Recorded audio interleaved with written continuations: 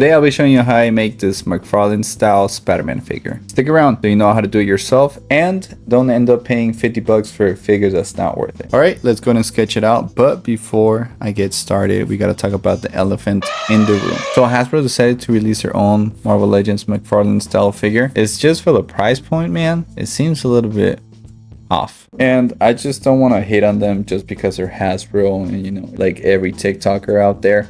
But my point of view is it's a good figure. It's just the price doesn't go with that figure. Let me tell you why. Because Hasbro has become really inconsistent when it comes to their pricing.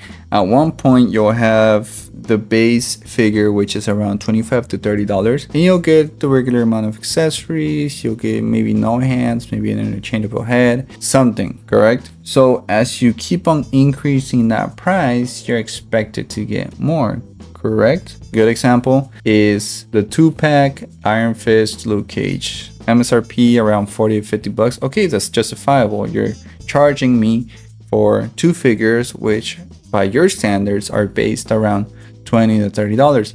So if at the end of the day it comes to tax to 60 bucks, okay, that makes sense. One great example I put this figure against is the Cosmic Ghost Rider set. MSRP went for 50 bucks. So you're telling me this crazy motorcycle you can't use anywhere else with this crazy sculpt work with these accessories is worth the same amount as this single figure with some spiderweb accessories? Yeah, man, it doesn't make a whole lot of sense. Plus, that's just within Hasbro's inventory and pricing. When you start comparing it to other companies with similar prices, you can see the quality of this not match up to those overseas companies. So it really makes you think, you know, the Mafex Spider-Man is only $15 more than this one, which is the one I'll be using because I do consider that Spider-Man figure to be the best Spider-Man figure out there right now. Rant aside, here is the sculpt work for the Mcfarlane figure. Let's go ahead and check out the figures I'll be using for this custom. As I said, Mafex made the perfect Spider-Man figure. It's just the head is not Mcfarlane and the hands, I feel like they're a bit too small. So let's go ahead and change that out. A word that can explain Mcfarlane's art style is exaggerated. So this whip hand is a little bit too wimpy for my liking. I have these hands, right, from the Amazing Yamaguchi, this figure. Here you can see the comparison, how they're bigger and more exaggerated, which I feel goes hand in hand with the Mcfarlane style, or in general, just Spider-Man, you know, he has to be a little bit more expressive. I'm gonna try and see if I can do molds of these, so I can keep the original for the Yamaguchi, and then just color match the red to the original figure. Now, since I plan on using the original hands for the Amazing Yamaguchi figure, I do not want to damage the plastic. Recently, for my other molds, I would use crazy glue, but that would melt the plastic around the figure.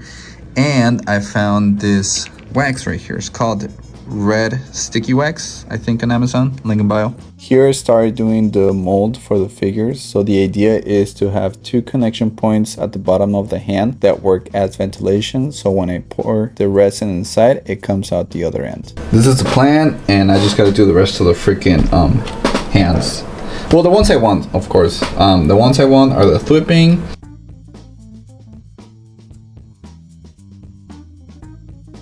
I started mixing the silicone. I did part A and B, 50% and 50%. Luckily, I don't have to worry about bubbles anymore now that I got the pressure pot, so that just makes it a whole lot easier.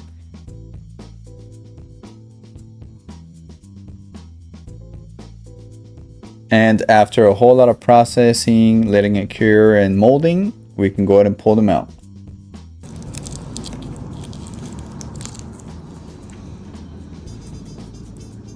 Oh, nice. Yep. Oh, nice. We pop them out, let them air dry, and come back to them once they're hardened. Also, I decided to make a neck peg for the actual Mafex figure, so it's not just an empty hole, and it fits perfectly within the neck. So in the making of this video, I had a lot of downtime because I was just waiting for the materials to dry or for them to print. And I made another head sculpt. Well, actually, I made 2 more. So I made the Lotto style, and I made the Ultimate or Bagley head sculpts. So yeah, I'll be painting those as well. This is how it started. I didn't quite take video correctly of like the whole process, but this is the printed resin. It's the vanilla ABS like anti-impact, and the color combinations that I used were a mix of these, this one, and this one, and then I went over with the black wash just to bring it down of the shininess of the red, so I can better color match it to this one.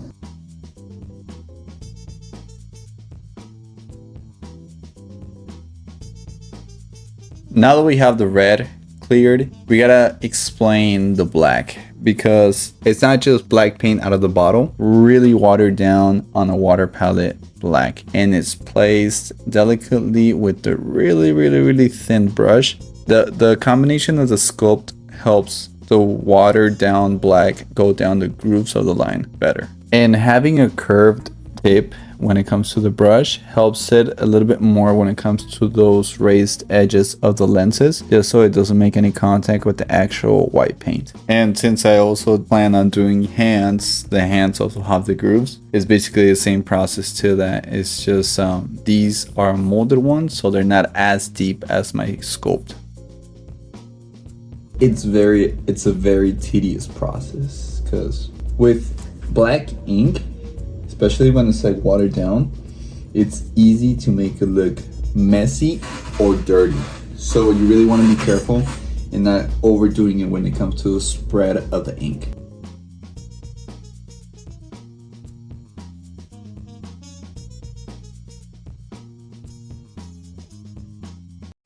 This base is going to be for Spider-Man. Let me show you how I sand it away so I prep it for the figure, so it doesn't look like a 3D print. It looks just like a diorama piece. I just spill water everywhere. So I have these available on my Etsy if you want them as well. Since it's already a black base, you just need a paintbrush just to dry brush the gray on top of it, and then it should look like dried up stone. Just grab your mom's makeup brush. One thing I do recommend is to sand off the print itself, and also get rid of the supports within the print. If you made it this far into the video, make sure you leave a like and comment the salute emoji so I know you're watching. I want to ask you, what art style do you like better? Mcfarlane, Bagley, or Delotto? Me personally, I like Delotto just a little bit because it's more of a pissed off Spider-Man, which I always go for when it comes to art style. You know? Woo! Easy, like that. Now that we have the base finished, let me go ahead and show you the end result.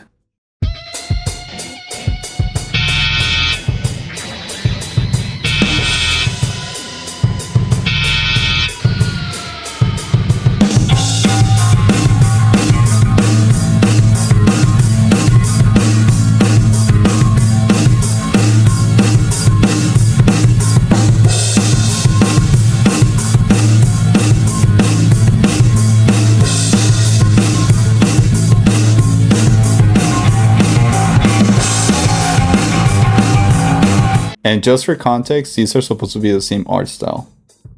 One was done like 3 years ago, but the other one was done recently with a lot more understanding and skill. Originally, my plan was to make this a Delotto style head, but I'm like, you know, it's really normal in a way. It's really basic. And then I decided to do a Mcfarlane, and I'm like, I'm already there. I'm gonna go ahead and do like a Bagley style, ultimate style head, which is this one, because they look really similar, but the lenses on this one are bigger. All right, let's go ahead and do some size comparisons with other 90s characters. Here I got them with the other several customs lines. We got Marvel Legends, we got CT Toys, we got a custom V Toys, we got Mafex, I think this is why this figure is hands down the best Spider-Man figure, because it's not too big, it's not too small. The proportions within the body and the legs and the hands seem adequate, that you can place him in very different lines and he still fits. You know, you can put him with the Marvel Legends, he's gonna look good. You can put him with the Masco, he's gonna look good. And I think that comes down to just the sculpt work. The sculpt work is what makes this figure work in every single line. And then here he is next to another Mcfarlane creation. And then here he is next to the Mcfarlane figure. Yeah, I mean, it's a 7-inch scale. It's not supposed to go in, but it just looks nice for the picture, you know what I mean? And then here it is going in my collection. So yeah. I mean, it was the reason why it took me so long to make this one, although it's a pretty straightforward process, is because I plan on having several painted head sculpts in my Etsy, so you guys can get it as soon as the video comes out. So that's why it just took me a while to just paint all the heads, but they're going to be available in the link in bio. Also, because you guys asked for it, I restocked the painted heads for the Star-Lord, so I'll have a couple painted and unpainted as well within my Etsy. But yeah, overall, I got a bunch of stuff planned for this upcoming months, so just bear with me. A lot of the stuff that I have, you'll be able to have them, so just make sure to favorite the Etsy shop and subscribe. Before I let you go, I want to ask you, what video should be next? Let me know in the comment section below. Thank you. Bye.